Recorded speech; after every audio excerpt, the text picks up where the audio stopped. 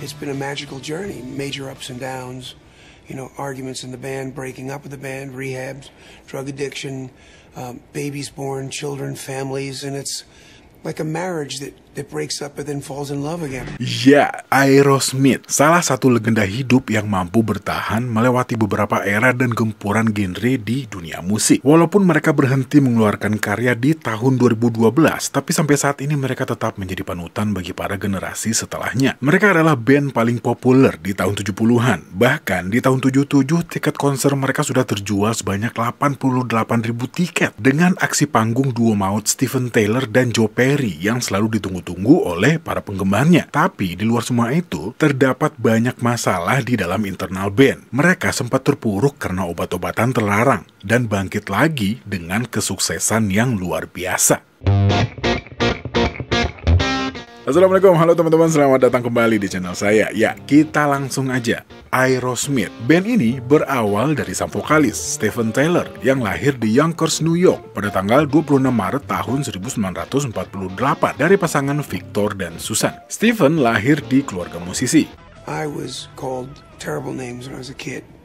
Pinhead and nigger lips, for a white boy.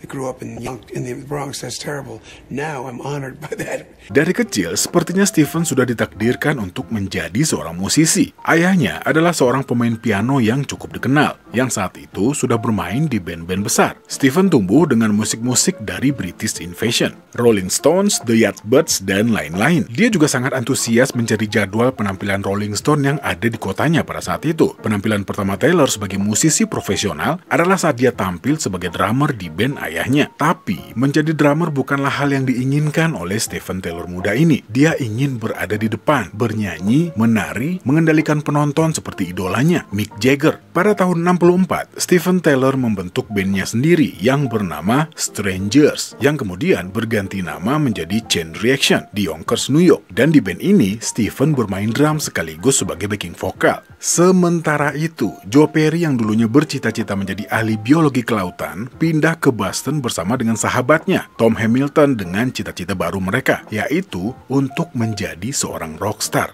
But every conversation I had about being a marine biologist ended with, well, when you get out of college, come and see us. And it was just one of those things. I mean, I was having such a hard time because I really wanted to please my parents. I wasn't like one of those guys that was like, a screw up in school. Mereka membentuk sebuah band yang bernama Jam Band, yang lebih dikenal sebagai Joe Perry's Jam Band. Dengan moto band mereka, bermain blues secara bebas. Tom Hamilton dan Joe Perry pindah ke Boston, Massachusetts pada bulan September tahun 69. Di sana, mereka bertemu dengan Joey Kramer, seorang pemain drum dari Yonkers, New York. Joey yang saat itu berstatus sebagai seorang mahasiswa di Berklee College of Music, memutuskan untuk keluar dari studinya dan bergabung dengan Jam Band. Di sisi lain, sebenarnya Joey ingin lebih kenal dekat dengan Steven dan berharap untuk bisa bermain dengannya dalam sebuah band. Pada tahun 70, Chain Reaction dan Jam Band bermain di pertunjukan yang sama. Setelah sempat jamming terlebih dahulu, Steven merasa ada chemistry di antara mereka dan langsung menyukai Jam Band dan menyampaikan keinginannya untuk menggabungkan kedua band tersebut. Dan pada bulan Oktober di tahun yang sama, band ini bertemu kembali dan mempertimbangkan usulan tersebut, tapi dengan syarat Steven Tyler harus menjadi vokalis. Dan setelah yang lain pun setuju, band baru pun terbentuk. Setelah itu, mereka memutuskan untuk tinggal bersama dan pindah ke sebuah rumah di 1325 Commonwealth Avenue di Boston, di mana mereka menulis dan berlatih musik bersama dan juga bersantai di sela-sela pertunjukan. Dan kabarnya, mereka selalu menghabiskan waktu sorenya untuk mabuk dan menonton tayangan ulang Three Stooges. Ya, too much information? Ya, I don't know.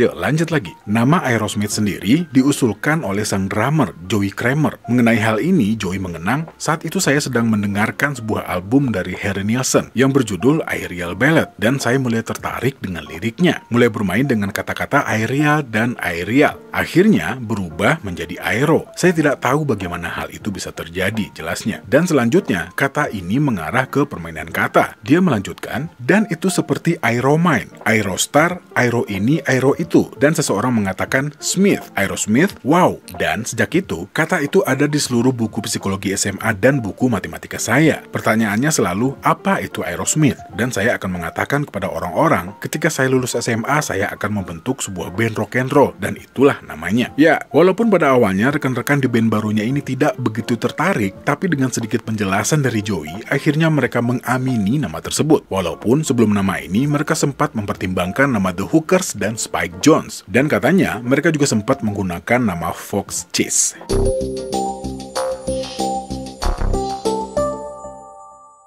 Dan tak lama kemudian, band ini merekrut Ray Tabano, teman masa kecil Steven Tyler, sebagai gitaris rhythm, dan mulai memainkan pertunjukan di daerah mereka. Aerosmith memainkan pertunjukan pertama mereka di Mendon, Massachusetts di Nipmuc Regional High School, ya sekarang menjadi Misco Hill Middle School, katanya, pada tanggal 6 November tahun 70. Pada tahun 71, Ray Tabano digantikan oleh Brad Whitford, yang juga bersekolah di Berklee School of Music, yang sebelumnya merupakan anggota band Earth Inc. Dan band ini pun mulai meraih kesuksesan di daerahnya dengan berbagai pertunjukan langsung yang mereka lakukan. Awalnya, mereka bergabung dengan Ed Malowit Agency dan mereka menandatangani kontrak dengan Frank Connelly yang akhirnya membawa mereka kepada manajemen David Krebs dan Steve Leiber pada tahun 72. Krebs dan Leiber mengundang Presiden Columbia Records, Clive Davis, untuk menyaksikan band ini bermain di Maxis, Kansas City, New York City. Walaupun awalnya mereka tidak dijadwalkan bermain di malam itu, tetapi mereka rela membayar sendiri demi spot yang ingin mereka dapatkan. Dan kabarnya lagi, mereka adalah satu-satunya band yang pernah bermain di Maxis. Akhirnya, Aerosmith menandatangani kontrak dengan Columbia pada pertengahan tahun 72 dengan nilai sebesar $125.000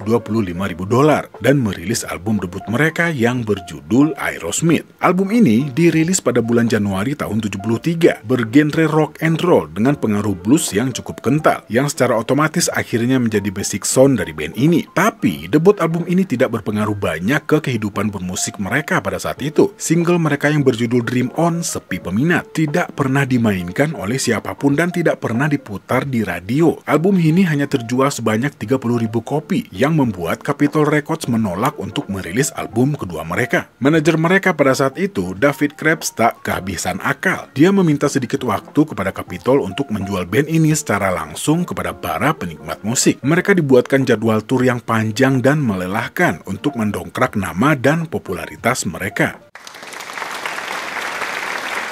Dan usaha mereka tak sia-sia. Setelah melihat perkembangan band ini, Columbia Records mengalah. Mereka memberikan band ini kesempatan kedua. Setelah melakukan tur tanpa henti, band ini segera merilis album kedua mereka yang berjudul Get Your Wings pada tahun 74. Ada lagu Same Old Song and Dance dan Train Keep a Rollin' yang sebelumnya juga di-cover oleh Yardbirds. Dan album ini terjual dengan baik. Para fans yang mulai terbentuk sudah menunggu mereka untuk singgah dan bermain di kota mereka. Secara perlahan, bendera Aerosmith mulai berkibar di kancah musik Amerika. Joe Perry mengenang, tiba-tiba kami beralih dari penonton 300 orang ke 2.000 orang setiap malam, dan ini benar-benar menakjubkan, katanya. Dan sejak musim panas tahun 74, Aerosmith perlahan makin tumbuh besar. Mereka siap menuju puncak popularitas mereka. Tapi, perjalanan menuju puncak ini tidaklah mudah. Efek obat-obatan, perjalanan yang panjang, dan jadwal tur yang padat perlahan-lahan mulai memicu masalah, terutama antara Steven Tyler dan Joe Perry. Perbedaan kecil yang selama ini ada mulai menjadi besar, terutama setelah Joe mulai akrab dengan teman wanitanya yang bernama Alisa Jarrett, seorang wanita yang cukup berpengaruh dalam kisah Aerosmith. Apalagi setelah menikah dengan Joe Perry, secara tidak langsung keberadaan Alisa pastinya juga banyak berpengaruh ke kehidupan Joe. Ya, Steven Tyler dan Joe Perry boleh dibilang adalah tonggak dari band ini. Mereka berdua sudah berjalan sekian lama untuk karir Aerosmith, membuat lagu, menciptakan aransemen, dan lain-lain. Dan hal ini mulai berubah setelah Joe Perry memasuki fase baru dalam kehidupan pribadinya. Steven merasa seakan-akan dia mulai kehilangan sosok Joe Perry yang mulai diambil alih oleh Alisa. Dan pada tahun 75, Aerosmith merilis album ketiga mereka, Toys in the Attic, yang mengantarkan Aerosmith sebagai bintang internasional, bersaing dengan band-band seperti Led Zeppelin dan Rolling Stone. Awalnya, mereka sering dibilang dan disindir sebagai tiruan Rolling Stone karena kemiripan fisik antara Steven Tyler dan Mick Jagger. Dan melalui album Toys in the Attic ini, Aerosmith menunjukkan bahwa mereka adalah band yang unik dan bertalenta dengan ciri khas mereka sendiri. Dan Toys in the Attic langsung sukses, dimulai dengan single Sweet Emotion yang juga menjadi hit top 40 pertama band ini. Selanjutnya diikuti dengan rilisan ulang yang sangat sukses dari lagu Dream On yang menduduki posisi 6 di tangga lagu dan menjadi single terbaik di tahun 70-an, dan Walk This Way yang akhirnya juga dirilis ulang pada tahun 76 dan mencapai 10 besar di awal tahun 77. Dan efek dari kesuksesan ini, kedua album mereka sebelumnya juga kembali merajai tangga lagu. Toys in the Attic kemudian menjadi album studio terlaris band ini di Amerika Serikat dengan penjualan lebih dari 5 juta keping. Dan tur untuk album ini pun membuat mereka semakin dikenal dan mendapatkan lebih banyak perhatian. Album keempat Aerosmith yang berjudul Rocks dirilis pada tahun 76. Album ini digambarkan oleh sejarawan musik Greg Prato sebagai album Aerosmith yang paling mentah dan mengguncang. Album ini langsung meraih platinum dengan 2 lagu hits top 40, Last Child dan Back in the Saddle, serta 1 lagu balad yang berjudul Home Tonight yang juga masuk dalam daftar tangga lagu. Dan album Rocks ini terjual lebih dari 4 juta kopi.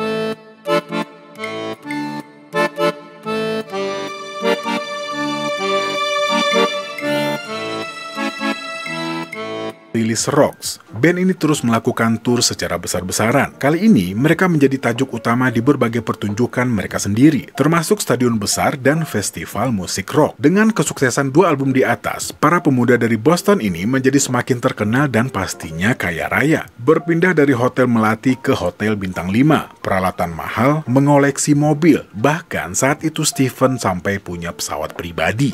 Wow, platinum juta-juta mulu sih kejualannya, ya wajar aja ya. Dan juga katanya di sekitar waktu ini mereka mendirikan markas mereka yang bernama The Warehouse di Waltham, Massachusetts yang dijadikan sebagai tempat rekaman, latihan, serta melakukan bisnis. Tapi, penyalahgunaan narkoba dan kehidupan tur dan rekaman yang serba cepat mulai mempengaruhi penampilan mereka. Khusus untuk penyalahgunaan narkoba, Steven Tyler dan Joe Perry sangat banyak mendapat sorotan. Sampai-sampai mereka dijuluki dengan sebutan The Toxic Twins, karena mereka terkenal dengan penyalahgunaan narkoba di dalam dan di luar panggung. Bahkan, Steven Tyler sempat mengaku kalau duitnya habis sampai $64 juta buat konsumsi obat-obatannya. Ya, kalau dirupiahin sekitar, ya saya tulis saja deh ya. Was it true that you think that you blew something like $20 million on drugs? No, probably realistically, 5 or 6. Ya, kita lanjut lagi. Dan juga ada yang bilang kalau selendang yang ditaruh di stand mic-nya Steven Tyler itu nggak cuman berfungsi sebagai hiasan. Di selendang itu katanya dibikin kantong-kantong biar Steven bisa menyimpan narkobanya di sana. BNN. Ya, lanjut lagi. Pada tahun 77, Aerosmith kembali mempersiapkan album mereka yang akan diberi judul Draw the Line. Sementara itu, masalah alkohol dan obat-obatan terlarang di band ini semakin memprihatinkan, terutama bagi Steven dan Joe. Dan disinilah masalah besar bermula. Mereka merekam album ini di tempat yang disebut Cenacle, yang adalah sebuah rumah besar seluas 100 hektar di bagian terpencil di negara bagian New York dekat desa Armonk. Pemilik Cenacle ini adalah seorang psikiater yang berencana untuk mengubah tempat tua itu menjadi rumah tempat tinggal bagi remaja yang bermasalah. Di satu sisi, sang manajer berharap jika mereka melakukan rekaman di tempat ini, maka mereka akan jauh dari obat-obatan. Tapi yang terjadi malah sebaliknya. Dengan ruangan besar dan seluas itu, mereka makin leluasa. Steven Tyler mengenang, narkoba bisa diimpor. David, kita punya sumber dayanya. Para pengedar mengirimkannya. Menyembunyikan kami di sebuah bekas biara dengan 300 kamar adalah resep untuk kegilaan total, katanya. Sementara Joe Perry mengenang, kami membawa semua mainan kami ke sana. Banyak pesta dan fokus kami bukan lagi ke musik. Ya, sebagian besar waktu mereka hanya untuk mengkonsumsi obat-obatan terlarang. Steven Tyler maupun Joe Perry tidak terlibat dalam penulisan dan rekaman seperti yang mereka lakukan di album-album sebelumnya. Menurut Joe Perry, banyak orang yang memberikan masukan pada rekaman itu karena Steven dan saya sudah tidak lagi peduli. Draw the Line, I Want to Know Why, dan Get It Up adalah satu-satunya lagu yang saya dan Steven tulis bersama. Tom, Joey, dan Steven menciptakan Kings and Queens, dan Brett memainkan ritme dan memimpin. Brett dan Steven menulis The Hand That Fits, yang bahkan tidak saya mainkan karena saya tetap berada di tempat tidur pada hari merekam-rekamnya, dan Brett tetap bermain dengan baik, katanya. Hingga pada akhirnya album ini dirilis pada tanggal 9 Desember tahun 77, mundur beberapa bulan dari jadwal yang seharusnya. Dan Dan bukan hanya Joe dan Stephen yang kecewa, label dan para penggemar pun menganggap album ini tidak sesuai dengan harapan. Sentimen negatif banyak muncul untuk album ini, membuat album ini juga merupakan album dengan penjualan terburuk dibanding album mereka sebelumnya. Di dalam tubuh Aerosmith sendiri keadaan makin memanas. Kecanduan obat-obatan membuat mereka makin asing satu sama lain. Sementara itu, pernikahan Joe Perry dan Alisa juga membuatnya semakin jauh dari teman-temannya, terutama dengan Steven Tyler. Dan pada tahun 79, band ini mulai mengerjakan album berikutnya, Nights in the Ruts. Namun, mereka memutuskan untuk melakukan tour saat jeda jadwal rekaman. Dan di saat dekade ini hampir berakhir, penggunaan narkoba di dalam band ini mulai menjadi masalah besar dan ketegangan pun perlahan-lahan memuncak. Sebuah kejadian besar saat mereka berada di Cleveland Stadium pada tanggal 28 Juli tahun 79 untuk menjadi pembuka festival World Series of Rock. Kekacauan ini terjadi di belakang panggung. Menurut cerita yang beredar, istri Joe Perry yang bernama Alisa ini melemparkan segelas susu ke arah istri Tom Hamilton yang bernama Terry. Steven Tyler yang merasa tidak terima dengan kelakuan istri Joe terlibat dalam perdebatan sengit. Steven mengkonfrontasi Joe Perry tentang kelakuan istrinya dan setelah perdebatan itu, Joe Perry memutuskan untuk meninggalkan Aerosmith.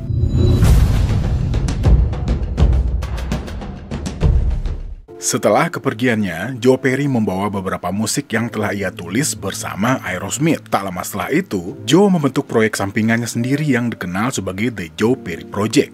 Bagaimana nasib Aerosmith selanjutnya? Ya, dengan sisa tenaga yang ada, Aerosmith memilih untuk tetap melanjutkan kiprahnya di dunia musik sepeninggal Joe Perry. Dan di sisi lain, karena masih ada pekerjaan yang harus diselesaikan untuk Night in the Ruts, Aerosmith mengajak Brad Whitford untuk mengambil alih beberapa isian gitar dalam album ini dan juga mengajak Richie Supa. Ia adalah rekan penulis band yang telah lama bekerja sama dengan band ini untuk mengisi bagian-bagian yang diperlukan. Hingga mereka menemukan seorang gitaris bernama Jimmy Crespo sebagai gitaris tetap. Dan Night in the Ruts dirilis pada bulan November tahun 79. Namun sayangnya album ini hanya berhasil terjual untuk mendapatkan sertifikasi emas pada saat itu. Meskipun pada akhirnya album ini berhasil terjual cukup banyak, tapi satu-satunya single yang dihasilkan dari album ini adalah sebuah lagu cover berjudul Remember dalam kurung Walking in the Sand punyanya Shangri-Las yang sempat mencapai puncaknya di nomor 67 di Billboard Hot 100. Dan tur untuk Night in the Ruts dimulai tidak lama setelah itu. Tetapi band ini mendapatkan diri mereka bermain di tempat yang lebih kecil dan lebih kecil dari sebelumnya karena popularitas mereka mulai berkurang. Dan dengan diiringi dengan masalah narkoba Steven Tyler yang mulai mempengaruhi penampilan dan penulisan lagunya, dia mencapai titik terendahnya pada tahun 80 ketika dia pingsan di atas panggung saat tampil di Portland dan tidak dapat bangun lagi untuk sisa pertunjukan. Dan pada musim gugur di tahun yang sama, Steven terluka dalam sebuah kecelakaan motor yang cukup serius yang membuatnya dirawat di rumah sakit selama 2 bulan dan tidak dapat melakukan tur atau rekaman hingga tahun 81. Singkat cerita, pada tahun 81 Aerosmith mengerjakan album berikutnya, Rock in a Hard Place, yang mempertemukan mereka dengan produser Jake Douglas. Namun, setelah lagu pertama yang berjudul Lightning Strike direkam, Brad Whitford keluar dari band dan membentuk duo yang selanjutnya merekam album self-titled. Tapi sayangnya gagal karena kurangnya peminat dan Brad kemudian bergabung dengan Joe Perry Project. Dan setelahnya, Rick Dufay datang menggantikan Whitford. Rock in a Hard Place dirilis pada tanggal 27 Agustus tahun 82. Album ini mencapai nomor 32 di tanggal lagu album Billboard 200 dan hanya satu single yang masuk dalam tanggal lagu, yaitu Lightning Strikes, yang mencapai puncaknya di nomor 21 di tanggal lagu Billboard Mainstream Rock. Sama halnya dengan tour Night in the Ruts, Aerosmith tidak mampu bermain di tempat yang lebih besar. Mereka harus puas dengan hanya bisa bermain di klub dan teater, walaupun itu juga sedikit sulit. Di tempat lain, Joe Perry dengan Joe Perry Project-nya mulai bergerak, tapi hal ini tidak mudah. Di satu sisi, ini adalah band rock and roll yang hebat, ya, karena ya ini Joe Perry. Tapi di sisi lain, sepertinya ada yang kurang. Dinamika yang selama ini ada bersama Aerosmith tidak ditemukan. Rasanya terlalu datar. Sosok Steven Tyler harus hadir di sana. Dan kehidupan Joe Perry setelah Aerosmith pun mulai meredup. Dia kehabisan materi, baik dari segi musik maupun dalam artian sebenarnya. Gaya hidupnya setelah keluar dari Aerosmith tetap sama. sama, termasuk kecanduan terhadap obat-obatan terlarang dan hobi lainnya. Sementara pemasukannya jauh berkurang. Joe Perry perlahan-lahan bangkrut. Dia harus menata kembali kehidupannya, dan pada tahun 82, Joe Perry memutuskan untuk meninggalkan istrinya, Alisa. I had to get out of that relationship. I knew it was killing me. Once I walked out the door, I just felt so free.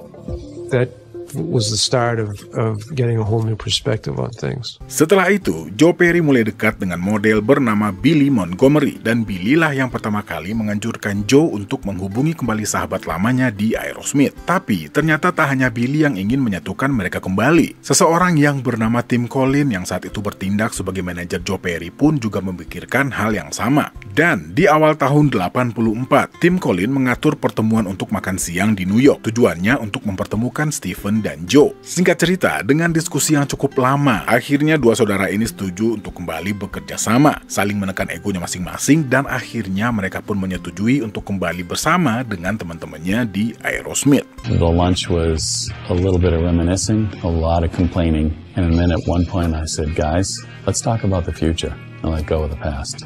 Steven looks at me and says, "He's right. I think it's time, Joe." And Joe says, "I do too." Dan latihan pertama mereka dilakukan di Glen Ellyn Country Club. We were all kind of nervous. Stephen and I were excited to have the band back, all of us together under one roof, and it was like starting over.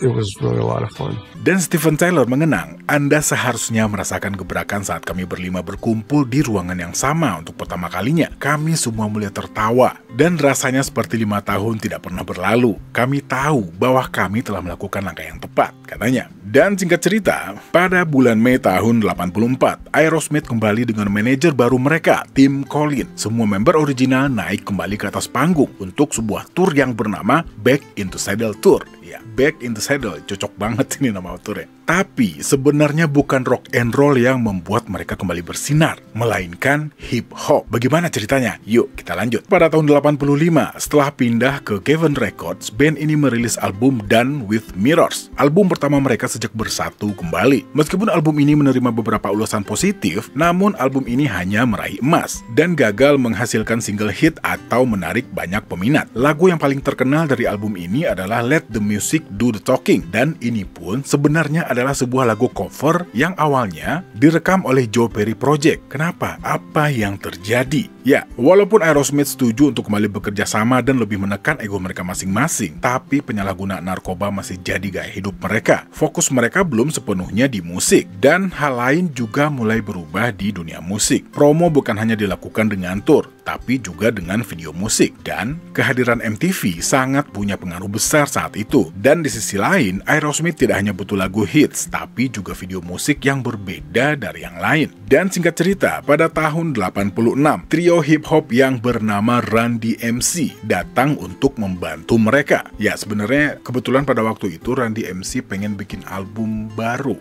dan mereka pengen meramu musik rock ke dalam suara hip hop, ya, sound hip hop, ya kalau nggak salah ya. Kalau ada yang punya referensi lain silahkan tambahin di kolom komentar. Oke, grup hip hop yang berasal dari Hollis, Queens ini juga merupakan fans dari Aerosmith. Dengan bantuan dari seorang produser yang bernama Rick Rubin, Run DMC mampu memasukkan unsur rock ke dalam lagu-lagu mereka. Dan bukan cuma memasukkan unsur rock, mereka juga mengajak Aerosmith untuk berkolaborasi, dan mereka meminta Stephen dan Joe untuk ikut dalam proyek kolaborasi ini. Dan di luar dugaan, video musik untuk lagu Walk This Way ini mendapat request paling banyak dari penikmat musik MTV pada saat itu. Dan pastinya nama Aerosmith kembali melambung. Kali ini bukan hanya penggemar lama, para penggemar baru pun mulai bermunculan. Para anak-anak muda mulai memberikan perhatian kepada Aerosmith, dan Walk This Way mencapai nomor 4 di Top 100. Bahkan lebih mengungguli dari peringkat lagu aslinya. Dan setelah 10 tahun, Aerosmith pun kembali masuk ke dalam Top 40. Wow, prestasi banget ini. Tapi, ya, masalah klasik belum terselesaikan. Kecanduan mereka akan obat-obatan masih menjadi masalah besar. Bahkan manajer mereka saat itu, Tim Collin, memutuskan untuk memberikan penjagaan ketat kepada mereka dan menjauhkan mereka dari lingkungan mereka sebelumnya, dan sengaja menyewa dan meminta bantuan profesional untuk mengawal member Aerosmith pada saat itu. Dan hal ini berhasil pada awalnya. Tentunya ini bukan pekerjaan yang mudah, apalagi untuk menyadarkan pecandu yang sudah melakukan hanya selama belasan tahun. Pada sebuah pertunjukan di Illinois, Stephen tak sadarkan diri dan terjatuh dari atas panggung. Ternyata dia berhasil mendapatkan barang haram ini dari seorang pengedar di Springfield. Dan bahkan pada saat itu,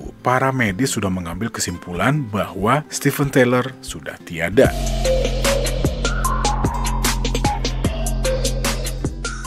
Dan setelah kejadian ini, tim Colin memutuskan untuk meminta bantuan dari dokter ahli profesional. Setelah melakukan sedikit penelitian dan pencarian tentang apa yang harus dilakukan, tim Colin meminta bantuan dari dokter profesional yang bernama Dr. Lou Cox. Dan Dr. Lou Cox mengatakan, tanpa bantuan dan support dari teman-temannya di Aerosmith, hal ini mustahil untuk dilakukan. Dan hal pertama yang dilakukan tim adalah berbicara dengan Joe Perry dari hati ke hati. Dia meminta Joe untuk masuk rehabilitasi, dan Joe pun setuju.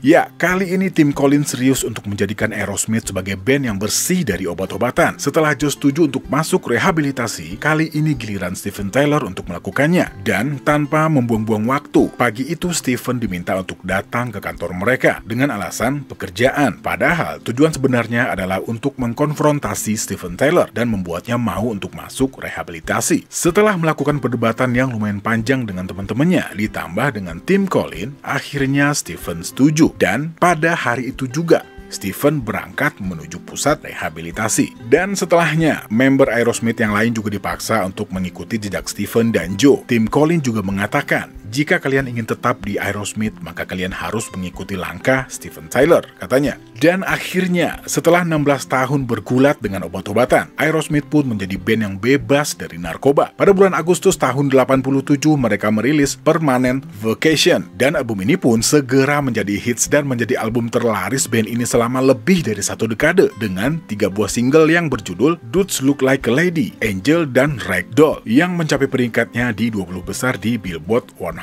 Stephen Taylor mengungkapkan dalam biografinya bahwa album ini adalah yang pertama yang pernah kami kerjakan tanpa mabuk, katanya. Ya, dan memang keren sih album ini. Tidak hanya album baru dengan semangat baru, saat itu Aerosmith juga tampil penuh energi dalam berbagai pertunjukan mereka. Dan setelah itu, Aerosmith menyusul dengan album berikutnya yang bahkan lebih sukses. Album ini berjudul Pump, yang dirilis pada bulan September tahun 89, menampilkan 3 buah single yang luar biasa. Di antaranya ada Love in Elevator, Janice Gargan, dan What It Takes, serta The Other Side yang masuk dalam top 30.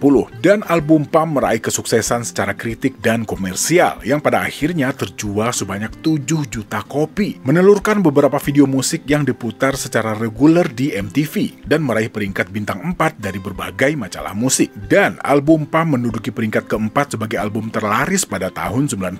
Band ini juga memenangkan Grammy pertamanya dalam kategori penampilan rock terbaik oleh duo atau grup dengan vokal untuk Janice Gargan. Selain itu, video untuk Janice Gargan memenangkan 2 Video Music Awards dan diberi predikat sebagai salah satu dari 100 video terhebat sepanjang masa oleh Rolling Stone, MTV, dan VH1. Dan seperti album sebelumnya, album Pump diproduseri oleh Bruce Fairbairn. Dan setelahnya, Aerosmith beristirahat sejenak sebelum merekam album mereka selanjutnya. Dan di bulan April tahun 93, mereka kembali meluncurkan album bernama Get a Grip yang juga sukses secara komersial, seakan-akan tak terpengaruh oleh tren musik baru pada saat itu. Dan album ini juga berhasil menjadi album pertama mereka yang memulai debutnya di nomor 1 di Amerika dengan single Living on the Edge dan Eat the Rich, dan beberapa lagu balad seperti Crying, Amazing, dan Crazy. 3 album terakhir mereka ini terjual sebanyak 19 juta keping di Amerika saja. Tidak hanya melakukan tur yang sangat melelahkan, di luar itu, manajemen Aerosmith juga mengatur mereka untuk melakukan banyak kolaborasi dengan artis dan berbagai acara TV dan film yang sedang hits pada zaman itu, dengan target pasar fans yang lebih muda. Dan setelahnya, band ini mengambil cuti bersama keluarga mereka sebelum mengerjakan album berikutnya yang bernama Nine Lives. Ya, saat ini juga diwarnai dengan beberapa permasalahan intern, termasuk pemecatan sang manajer Tim Collins, yang menurut anggota band hampir membuat band ini bubar. Dan produser untuk album ini juga berganti dari Glenn Ballard ke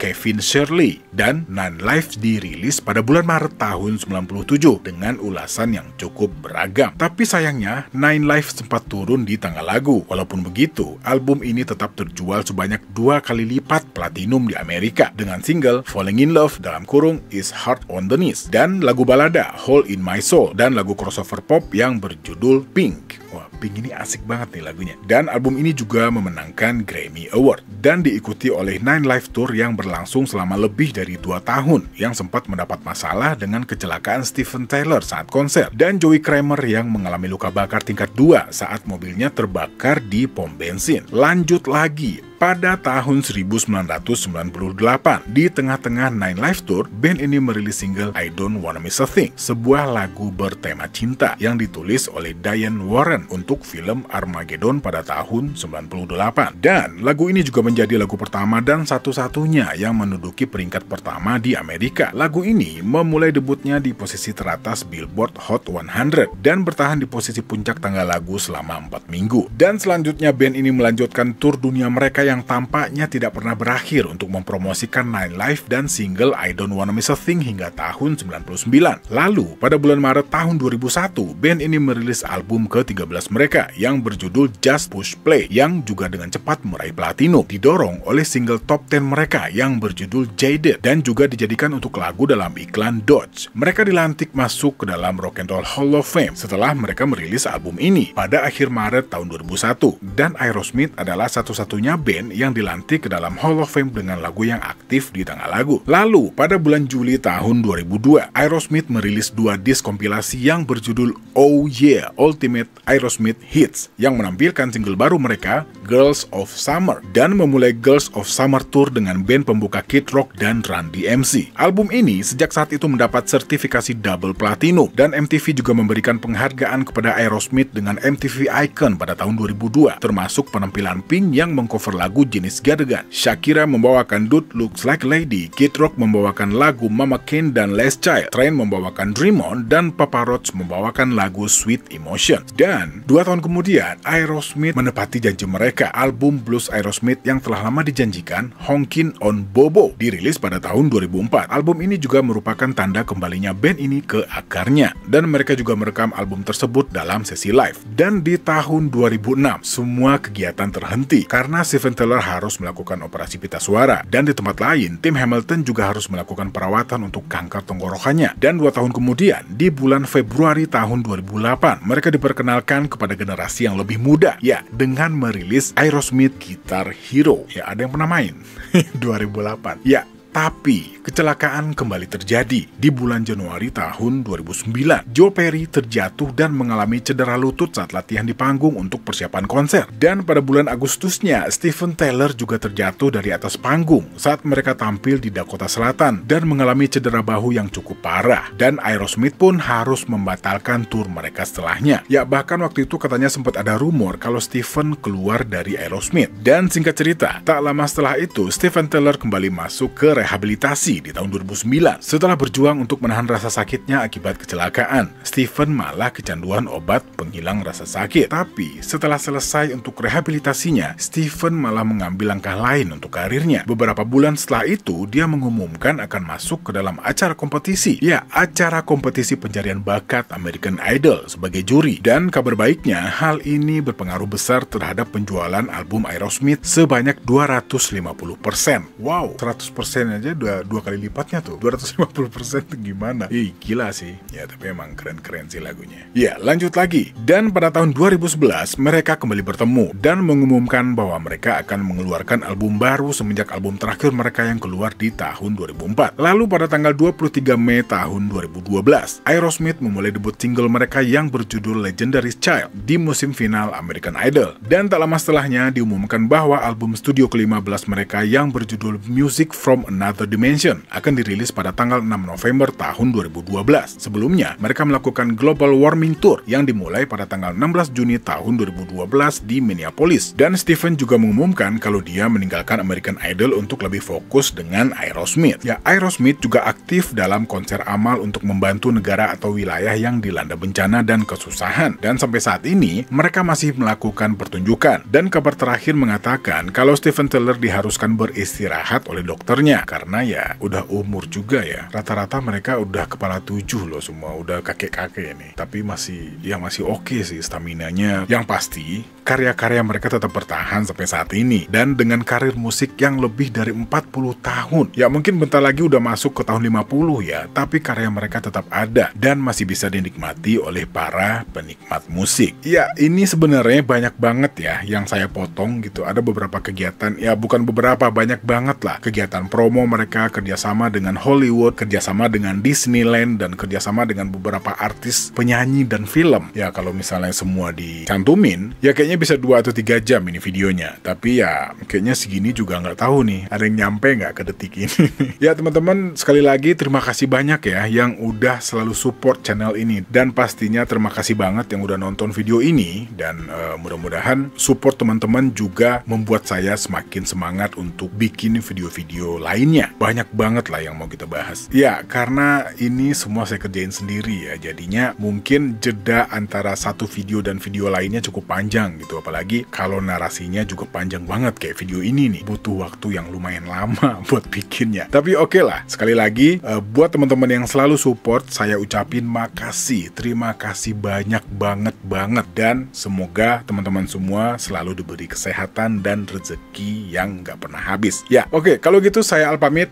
Terima kasih yang udah pernah nonton. Assalamualaikum warahmatullahi wabarakatuh.